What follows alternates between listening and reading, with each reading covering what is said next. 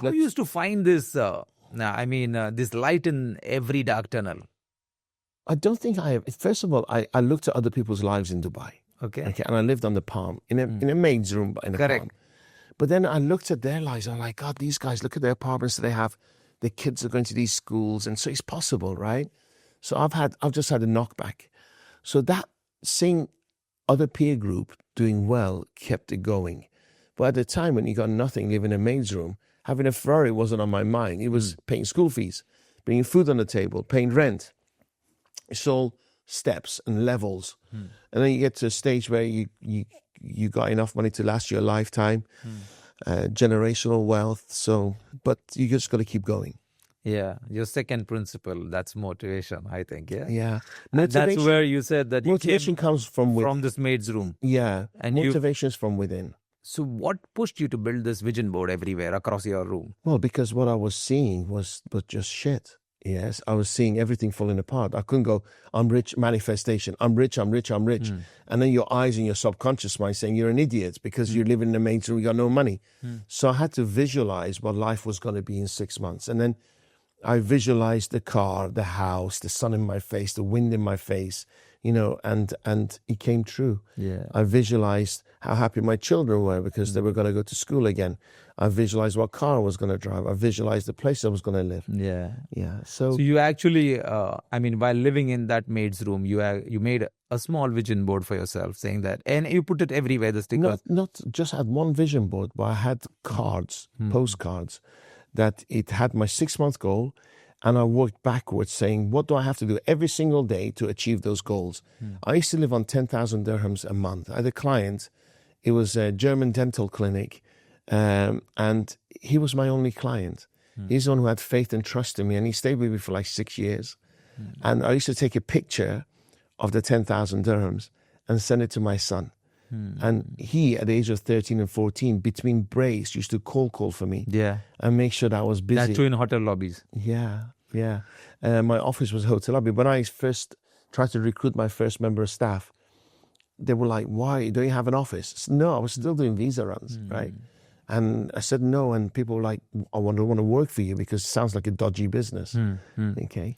Again, now we have beautiful offices. Everybody wants to work for us. Yeah. But no, one thing I've seen that if you see the tiers of gold that you put also was very pragmatic. If you see when you were living in the maid's room, what you put over there, you put your first goal as I want to move out of this maid's room and get a better apartment. The second is maybe I just want to have a better car. I want to just right now lease a 2-bedroom so that my children could come and meet me. Third is maybe I would want a maximum of 30,000 earning. Yeah, that would give me good food to eat. And lastly, maybe I want a membership in a capital club. I think these were about 4 or 5 goals. You had actually put them in your first year of achievement. Yes. And once they achieved everyone but one. Yeah. But I achieved. And also, I think, there was another one. Every 6 months, I set a new goal. Yeah, you wanted an SUV also. Yeah, it was a Ferrari. Okay. I wanted a Ferrari 456 with a black roof. And I achieved all my goals apart from the Ferrari.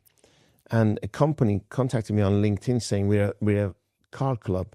Can we come and see you? And at that time, I was earning more money. And then they came and said, look, for 11,000 dirhams a month, you can have any of these cars for 3 days a month. So I opened, there was a white 456 with a Ferrari, with a black roof. So I said, okay, I'll join. 3-4 months went by. I drove this car 1 or 2 days a month. But it didn't feel like it was mine. It feel like I was cheating. So the guy comes to me after 4 months, say, hey, Darish, I'm closing the club. But this time I formed some kind of a friendship with this guy. So why? He goes, well, because everybody's got Ferraris and they don't want to have this club. In London, it works. I said, what are you going to do with a white Ferrari with a black roof? He goes, oh, I'll sell it. I said, well, do you trust me? He said, yes. I said, well, give me the car. Because when are you going to pay me? It was like 1.1 million. I said, I don't know, but I promise I'll pay you within so many months. And he gave me the keys. Wow. And I paid him over 6 months. And I had a white Ferrari with a black roof, which was exactly on my vision board. If you see, most of those principles that you have written are all quality principles. They're quality real. that one needs to have within himself. Yes. The first is when you said authenticity, and second is motivation. Third is, I think, I can't recollect it, but if you see, most of them are resilience is there. There's self-discipline. There is self-growth. Most of them are within yourself. Everything's within yourself. What's your 3 top principles? If you say, I know the 12 are important, but what's 3 top principles that you say that are very close to your heart? It's got a bit more spiritual, I think. Above all, more than anything else, is love. Is love, yeah. Love. The guy who smokes a cigar and drives the Lamborghinis, the lady who wears boob tubes and flashes her cleavage, and they want followers, they ultimately want love.